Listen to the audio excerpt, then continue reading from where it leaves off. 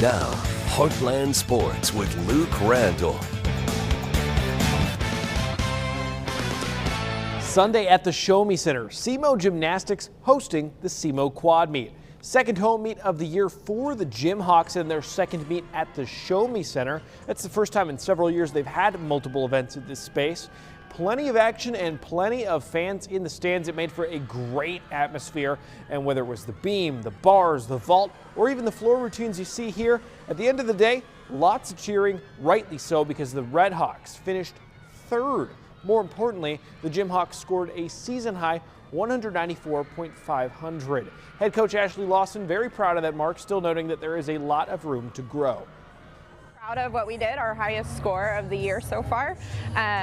Definitely some things we can get back in the gym and work on. Not our best, but excited of where we're going. We're going to continue to build from here as we have, 3/4 of our season left, and so hopefully this gives them that excitement and that belief in themselves, and we can do more than what we're capable of doing. SEMO's remaining 2 home meets will be back at the Houck Fieldhouse. The Gymhawks seniors are excited to hopefully have another huge crowd in the typical home environment for SEMO. For being our last time in Show Me Center, I think that that's a great high to end on. And this coming Friday, we're in Houck, and I can't wait to score even higher in our home. So it's very exciting. I think fans are what make the meets, honestly. It's so much fun. It makes the meets so much easier to, keep your mind off of it. The noise and all of that helps us perform to our best. So knowing that we have a community that supports us is just huge for us, and excited to go back home to Houck and make it super loud, and they're super packed.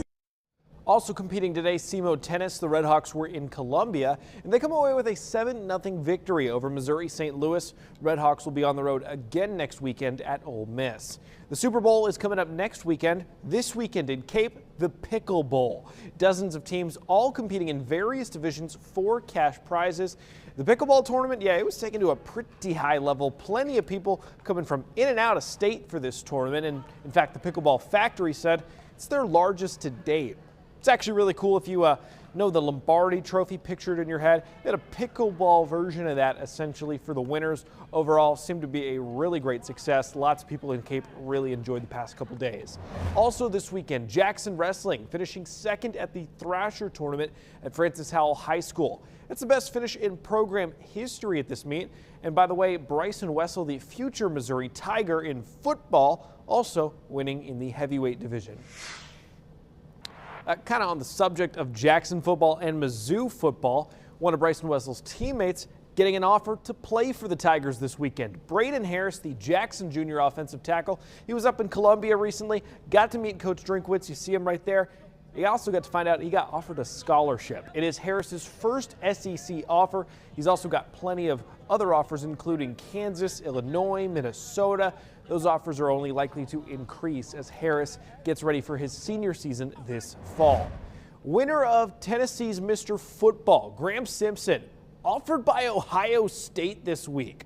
The Westview quarterback has the eyes of the nation after a dominant sophomore season. He won the state championship. At the pace he's going, he's going to break the Tennessee passing touchdowns record before his senior year. It is incredible. Simpson is one to watch. And one final football offer, actually a couple of them, for Brayon Clemens. He got one from Missouri Baptist and Missouri Valley College, the Cape Central wideout. Pretty versatile. Also has an offer for college track and field. Let's finish off the with signings and commitments. Jackson baseball, the Tribe rolling off another signing, Matt Carter, putting pen to paper to play baseball at Missouri State West Plains. Sykeston senior Ethan Shelby breaking some news this week. After his senior season coming up for the Bulldogs, he will head to Crowley's Ridge College. His teammate, Keen Atkins, will head to Three Rivers College in the fall. Atkins set to sign with the Raiders sometime soon. And last up, this one, a bit of a surprise. Kate Rubel and Bree Rubel, they are known for their talents at basketball and volleyball. They led St. Vincent to their first ever volleyball state title. Well, guess what? They're going to be playing beach volleyball in college. A bit of a change. They're excited for it. They will be playing for Missouri State. That's all for sports. We'll see you tomorrow.